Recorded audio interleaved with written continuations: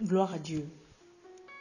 Que Dieu vous bénisse au nom puissant et merveilleux de notre merveilleux Seigneur et Sauveur Jésus-Christ.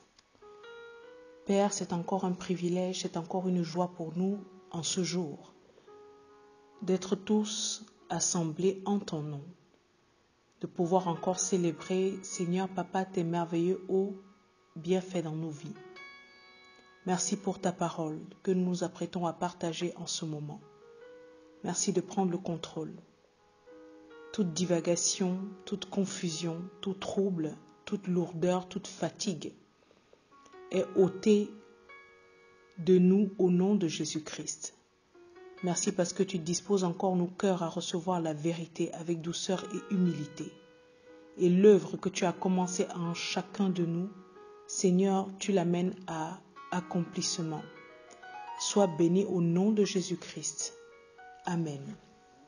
Que Dieu vous bénisse abondamment, mes frères, au nom de Jésus-Christ. Le texte que nous allons travailler en ce jour se trouve dans l'évangile de Jean. Évangile de Jean, chapitre 3. Nous allons faire la lecture du verset 1 jusqu'au verset 7. C'est un passage que nous aurions pu lire jusqu'au verset 21, mais pour pouvoir écourter le passage, vu qu'il y aurait vraiment beaucoup de choses à dire, dans ce passage, nous nous limitons au verset 7. Je fais la lecture, je suis dans la Bible de Louis II. Mais il y eut un homme d'entre les pharisiens nommé Nicodème, un chef des Juifs, qui vint, lui, auprès de Jésus de nuit et lui dit, « Rabbi, nous savons que tu es un docteur venu de Dieu, car personne ne peut faire ces miracles que tu fais si Dieu n'est avec lui. » Jésus lui répondit, « En vérité, je te le dis, si un homme ne naît de nouveau, il ne peut voir le royaume de Dieu. » Nicodème lui dit, « Comment un homme peut-il naître quand il est vieux? Peut-il rentrer dans le sein de sa mère et naître? » Jésus répondit, « En vérité, je te le dis, si un homme ne naît d'eau et d'esprit, il ne peut entrer dans le royaume de Dieu. Ce qui est né de la chair est chair, et ce qui est né de l'esprit est esprit. Ne t'étonne pas que j'ai dit, il faut que vous naissiez de nouveau. » Gloire à Dieu. Que Dieu soit infiniment loué et glorifié au nom de Jésus-Christ. Merveilleux passage, connu, très bien connu, de sans doute la plupart d'entre nous. Et aujourd'hui, nous allons parler une fois de plus de la nouvelle naissance. Pour notre gouverne Nicodème, c'est Niké et Démos qui signifie victoire au peuple. C'est un nom qui provient du grec. Et Nicodème est un personnage qui est cité 3 fois dans l'évangile de Jean. Et ça, c'est la première fois qu'il est cité dans le livre de Jean. C'était pour écouter l'évangile de Jésus-Christ autour de la nouvelle naissance. La deuxième fois qu'il est cité, c'était pour prendre la défense de Jésus-Christ lorsqu'il a été malmené par les pharisiens en Jean 7. Et la troisième fois, c'était pour aider Joseph d'Arimathée à descendre de la croix, Jésus et le mettre au tombeau en Jean 19. Qui était Nicodème? Nicodème était un chef juif, un chef religieux, membre du Sanhédrin, qui constituait à l'époque l'institution dirigeante juive la plus importante en Israël. C'était comme une sorte de cour suprême ou de gouvernement. Nicodème était donc un homme de statut, était un homme important qui appartenait à la classe des pharisiens. Et nous avions déjà enseigné l'année dernière sur les pharisiens. Le mot pharisien déjà, ça signifie séparé. C'était des légalistes, des personnes qui respectaient scrupuleusement, radicalement la loi mosaïque. Il y avait un attachement rigide à la loi de Moïse et à son observation. Et avec Jésus-Christ, les pharisiens, comme nous l'avions déjà enseigné, avaient une relation conflictuelle. Parce que pour Jésus-Christ, il s'agissait tout simplement des hypocrites qui ne savaient faire que soigner leur aspect extérieur au détriment de celle interne. Ils avaient donc l'apparence de piété alors qu'ils étaient la méchanceté incarnée. En effet, Jésus-Christ les traitait de serpents, de vipères, de tombeaux blanchis. Ce sont des choses que vous pouvez retrouver dans les évangiles. Et malheureusement, dans nos communautés, encore à ce jour, nous observons beaucoup de gens qui sont comme des pharisiens. Et ce sont des gens que j'appelle des religieux. Déjà à l'époque de Jésus-Christ, Jésus-Christ les appelait déjà des religieux. Mais revenant à Nicodème, nous voyons donc que Nicodème n'était pas n'importe qui. C'était quelqu'un qui connaissait les parchemins, qui connaissait par cœur la loi mosaïque, qui observait le sabbat, qui connaissait toutes les prescriptions de l'Ancien Testament, quelqu'un qui enseignait dans les synagogues. Et vraiment, c'était des personnes qui étaient de par leur statut, de par leur robe qu'ils endossaient de sacerdoce, par leur stature d'homme religieux, c'était des personnes qui étaient persuadés d'être des élus, c'était des personnes qui étaient persuadées de leur salut parce qu'ils respectaient la loi à la lettre. Ils pratiquaient les bonnes œuvres. Et de nos jours, nous voyons beaucoup de gens comme ça qui récitent la Bible, qui récitent les versets, qui connaissent par cœur. Ils sont persuadés vraiment d'appartenir à Dieu, qui sont nés de nouveau, mais ce sont des religieux.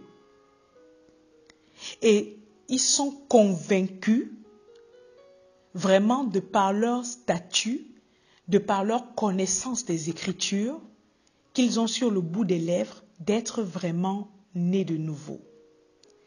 Ici, nous voyons donc cette personne respectable, honorable, qui vient à Jésus-Christ de nuit.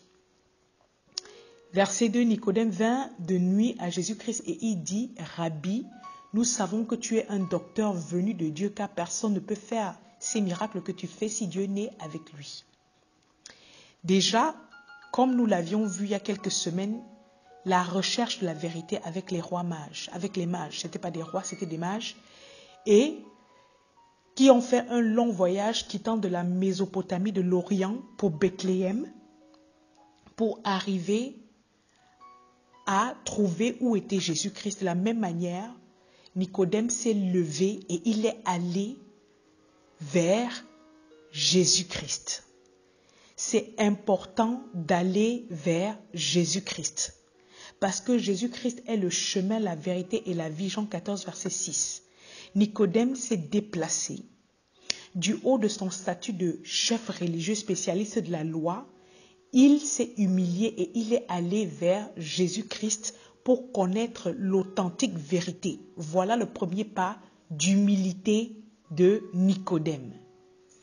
Et il est allé de nuit, pourquoi? Certains théologiens pensent qu'il est allé de nuit parce que la nuit représente l'obscurité spirituelle du cœur de Nicodème. Nicodème était certes un homme religieux qui connaissait la Torah, qui connaissait la loi mosaïque, mais quand il écoutait les enseignements, quand il voyait les miracles qu'accomplissait Jésus-Christ, il y avait quelque chose en lui qui le troublait. C'était quelqu'un qui était curieux d'en savoir un peu plus sur ce rabbi, comme lui-même il a appelé maître, d'emblée parce qu'il reconnaissait Jésus-Christ comme honorable, comme maître. Il a reconnu d'office l'autorité de Jésus-Christ, l'appelant respectueusement maître. La parole de Dieu dit dans Matthieu 22, verset 33, que quand Jésus-Christ enseignait, quand Jésus-Christ prêchait, les foules étaient frappées par son enseignement. Et dans le verset 34 de ce même chapitre de Matthieu 22, la parole dit que personne ne pouvait le mettre en difficulté. Il réduisait au silence les Sadducéens.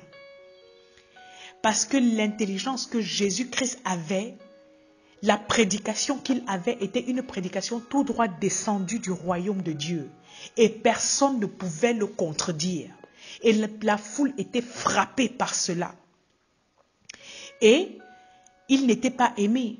Parce qu'il enseignait, il disait la vérité. Frère, quand tu te lèves et que tu commences à dénoncer la vérité, quand tu commences à enseigner l'authentique parole de Dieu, attends-toi à ce que les gens te fassent la guerre. Attends-toi à ce que tu sois rejeté. Parce que même la lumière, Jésus-Christ qui était dans le monde, les siens l'ont méprisé jusqu'à le crucifier, l'ont rejeté. Alors ne nous étonnons pas, en tant qu'enfants de Dieu authentiques, qui nous efforçons de marcher dans la vérité, dans la droiture, dans la justice, que en même temps ces choses nous soient également faite. Parce que cela a commencé avec notre merveilleux grand frère, le Seigneur Jésus-Christ. Quand on s'approche de Dieu, malgré nos titres, malgré les diplômes que nous avions, malgré la classe sociale que nous pouvons avoir, malgré le bagage religieux que nous pensons avoir, comme Nicodème ici, nous devons faire preuve de respect et d'humilité et reconnaître Jésus-Christ comme Maître, comme Seigneur. Parce que la parole de Dieu dit que dans l'humilité, Dieu fait grâce. Dieu résiste aux orgueilleux mais fait grâce aux humbles. Jacques 4, verset 6. L'obscurité du cœur, c'est quelque chose de très dangereux parce que toute ta vie, tu grandis avec un vide. Tu es censé baigner dans les choses spirituelles parce que tes parents t'ont amené à l'église, parce qu'on ne parle que de Dieu dans ta maison, parce que tu endosses tous les dimanches les robes ou bien les habits je ne sais pas, de diacre ou d'enseignant d'église ou de pasteur ou de prêtre, mais tu sais dans ton cœur que tu as un vide. Nicodème, selon certains théologiens, serait également allé vers Jésus-Christ de nuit par peur. Parce qu'il savait également la relation que sa caste, son appartenance, les pharisiens avaient avec Jésus-Christ. Quel genre de relation ils entretenaient. Et par souci d'attirer dans sa vie des problèmes, il est allé en cachette trouver le Seigneur Jésus. Il est allé de nuit pour éviter de nuire à sa propre réputation d'enseignant de la parole. Il est allé avoir une conversation secrète clandestine pour ne pas attirer des problèmes dans sa vie. Frères, nous vivons dans un monde où les gens jugent durement, très mal ceux qui vont à Jésus-Christ. Mieux vaut encore pour certaines personnes afficher leur vol, leur fraude, se vanter de leurs infidélités, de leur homosexualité ou penchant vers telle ou telle abomination, telle secte ou je ne sais quoi d'autre, que de parler de Jésus-Christ. Dans certains milieux, lorsque tu commences à parler de la parole de Dieu, dénonçant le péché avec vérité, les gens tout de suite te classent dans une catégorie de tarés, te classent dans une catégorie de personnes perdues. Parce que si tu places devant la plupart des personnes dans ce monde la vérité, le mensonge, la plupart vont se vautrer dans le mensonge. À cause du cœur de l'homme, qui continue à refuser, qui continue à rejeter la vérité pour le mensonge. 1 Jean 5, 19, le monde entier est sous la coupe du diable. Le monde encourage le mal, le monde encourage le péché et par conséquent la mort. Mais sachons, mes frères et sœurs, que chacun de nous aura à répondre devant Dieu de ses actes. Le paraître compte beaucoup, l'opinion des gens compte beaucoup. On est obligé des fois de se faire passer pour ce qu'on n'est pas, pour être accepté dans certains milieux, dans certains groupes, pour pouvoir accéder à certaines classes sociales. Certaines personnes se corrompent, vendent leurs âmes au diable, tombent dans l'immoralité, tombent dans l'homosexualité, vendent les membres de leur famille, leurs sœurs, leurs frères, leurs enfants, pour pouvoir accéder à certaines classes sociales. Il faut se compromettre. Tu sais que c'est sale, tu sais que c'est tordu, tu sais que c'est immoral, mais tu fonces parce que tu recherches la gloire de ce monde. Tu ne veux pas passer pour un pauvre, pour un faible, tu convoites. Parler de Dieu dans certains milieux fait de toi quelqu'un de faible, quelqu'un de bizarre, alors que c'est toute l'ironie de la chose. Car faible est celui qui met de côté Dieu et sa parole. Pauvre est celui qui refuse Jésus-Christ comme Seigneur et Sauveur. Perdu est celui qui s'éloigne de l'amour parfait pour se vautrer dans le monde. Accepter le Seigneur Jésus-Christ comme Seigneur et Sauveur de sa vie, c'est trouver la vie. En Christ, nous trouvons la force, l'autorité et la puissance. Nicodème est allé de nuit pour éviter les problèmes. Il cherche à savoir, à avoir la confirmation de la part de Jésus-Christ, de qui est vraiment Jésus-Christ. Il entre, il l'appelle maître, et il lui dit, nous savons que tu es un docteur venu de Dieu, car personne ne peut faire les miracles que tu fais si Dieu n'est point avec lui. Et il s'attend à ce que Jésus-Christ confirme quelque chose de ce qu'il vient de dire. Mais Jésus-Christ ne va pas dans son sens pour argumenter, oui, je suis le Fils de Dieu, oui, Dieu m'a envoyé, non. Jésus-Christ a lu le cœur de Nicodème. Il a compris la véritable raison pour laquelle Nicodème s'était déplacé jusqu'à sa demeure pour le voir de nuit. Et il lui a donné une réponse aux questions que Nicodème n'osait pas directement poser. Et il lui dit, en vérité, je te le dis, si un homme ne naît de nouveau, il ne peut voir le royaume de Dieu. Nicodème est surpris. Lui, docteur de la loi, lui, pharisien, lui, savant des Écritures, s'étonne et demande, comment un homme peut-il naître quand il est vieux? Peut-il rentrer dans le sein de sa mère et naître? Pour la deuxième fois, Jésus-Christ répète et dit, je le relis encore une fois de plus, à partir du verset 6. Ce qui est né de la chair est chair, et ce qui est né de l'esprit est esprit. Ne t'étonne pas que j'ai dit, il faut que vous naissiez de nouveau.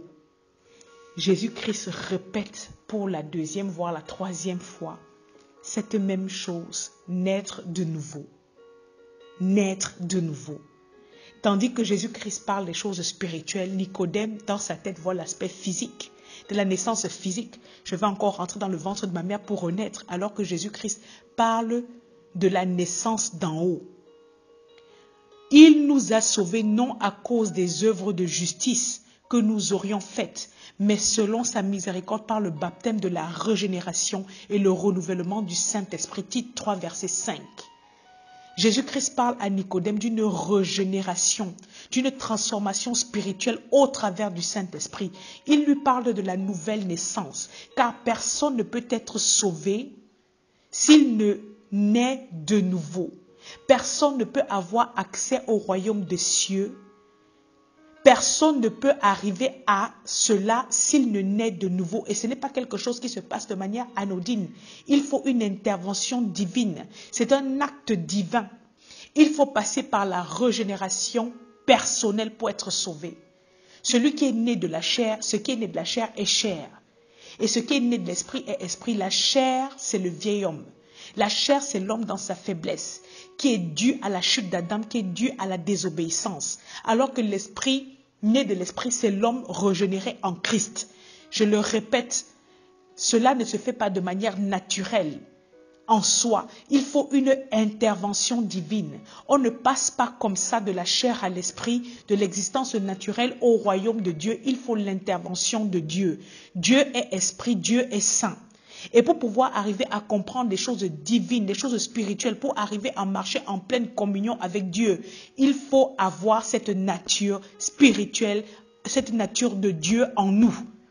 Pour arriver à ne plus se conformer au monde, au siècle présent, pour arriver en tout temps à discerner quelle est la volonté de Dieu, ce qui lui est bon, agréable et parfait, il faut avoir le renouvellement de l'intelligence. Et il faut pour cela s'offrir en sacrifice à Dieu, Romains 12. De la même manière que nous entretenons sur cette terre des relations avec nos parents, avec nos pères, dans la chair, où on peut se comprendre, se parler. De la même manière, aussi avec Dieu qui désire être pour nous un père et que nous soyons pour lui des fils et des filles, qui désire nous guider, nous parler, nous instruire dans toute la vérité, il faudrait que nous aussi, nous ayons ce canal spirituel. Né de l'esprit.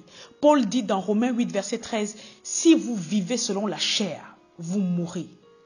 Mais si par l'esprit vous faites mourir les actions du corps, vous vivrez. » Certaines personnes comme Nicodème, dans les églises, n'arrivent justement pas à comprendre ce fait. Cela leur semble tellement abstrait. Parce qu'il manque d'enseignement et parce qu'il y a ce gros voile de la religiosité. La religiosité. Tu crois savoir les choses alors que tu ne sais rien. Beaucoup de gens sont convaincus d'être sauvés à cause de leur appartenance, je le répète, à certaines communautés, à certaines églises. Beaucoup de gens pensent être sous la protection de Dieu, être sauvés, parce que leurs parents prient, parce que leurs parents font des prières, des choses comme ça. Tout ça, au risque de décevoir certains d'entre nous, ça ne sert à rien. Parce que devant Dieu, chacun sera seul le jour du jugement. Jean-Baptiste a dit dans Jean 1, verset 29, « Voici l'agneau de Dieu qui ôte le péché du monde. » Il n'y a qu'une seule personne qui soit capable de nous laver de tout péché, de nous donner l'accès à Dieu. C'est Jésus-Christ. Si tu refuses, si tu t'obstines à rejeter Jésus-Christ, à refuser cette porte qu'il est, il dit, je suis la porte, le chemin, la vérité. Personne ne peut avoir accès à Dieu s'il ne passe par moi. Tu ne pourras pas être sauvé. La régénération dont Jésus-Christ parlait ici à Nicodème, elle s'accomplit dans la vie de ceux qui passent par la repentance, délaissant leur péché, leur ancienne nature et se tournant vers Dieu. La régénération, c'est le passage de l'ancienne vie à la nouvelle vie. C'est une transformation interne. C'est le choix de suivre Dieu et non plus ta chair, et non plus le monde, et non plus tes vices. Tu fais le choix de te laisser diriger à un moment donné par Dieu et de prendre la main de Dieu et d'avancer dans ses voies, dans ses préceptes, dans l'obéissance. Et j'insiste sur ce mot de choix parce que continuellement, quotidiennement, même en tant qu'enfant de Dieu, à plus forte raison païen, nous sommes confrontés à faire un choix, celui de ne pas obéir à notre chair, de ne pas nous conformer à ce que la chair nous demande de faire. Parce que le premier combat du croyant, de l'être humain, n'est pas contre Satan, mais contre la chair. Ce n'est pas premièrement contre Satan et le royaume des ténèbres, mais contre notre propre chair. Parce que la chair cherche toujours continuellement à prendre le dessus, à contrôler au travers du péché, à contrôler la vie du croyant. Et si tu ne te décides pas, par une fermeté, à refuser de céder, tu seras toujours contrôlé par le mal, par le péché. Le péché est ce qui mène à la mort. C'est ce qui amène la séparation d'avec Dieu. L'incapacité d'une personne à dire, même si tu dis que tu es né de nouveau, ton incapacité à dire non à ta chair, au mensonge, à l'immoralité, ton incapacité à dire non devant le péché t'engendre la mort spirituelle. Et tu deviens un croyant charnel, un croyant de bouche. C'est ce qui peuple beaucoup nos églises de nos jours. On voit des gens avec des grosses Bibles tous les dimanches, qui sont là avec des faciès, qui sont là avec des apparences, alors qu'ils sont remplis de péché.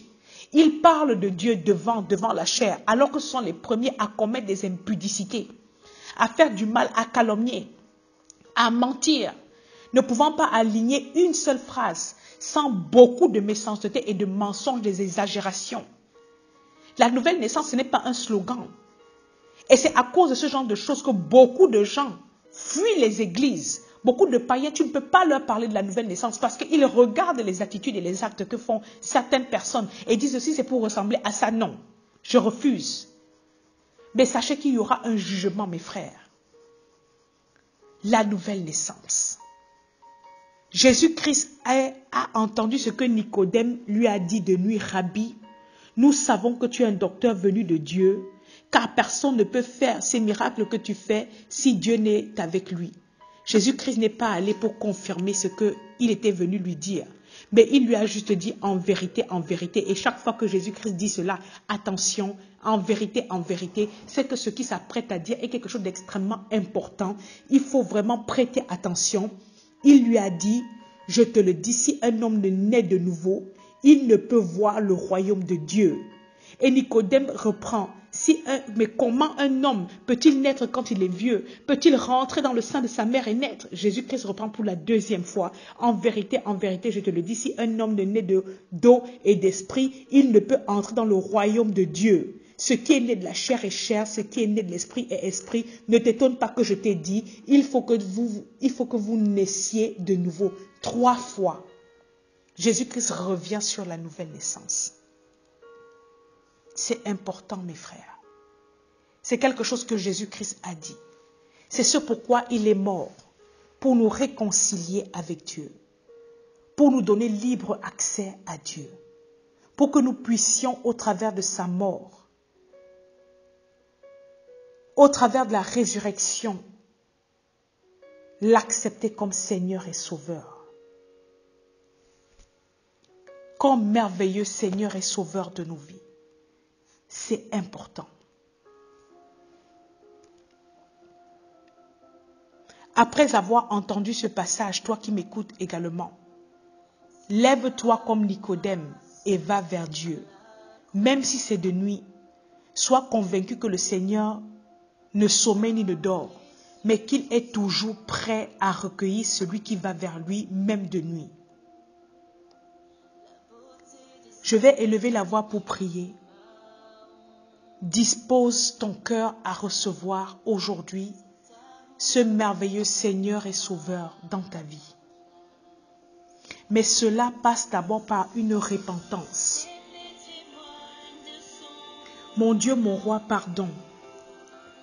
Pardonne-moi pour tous mes manquements.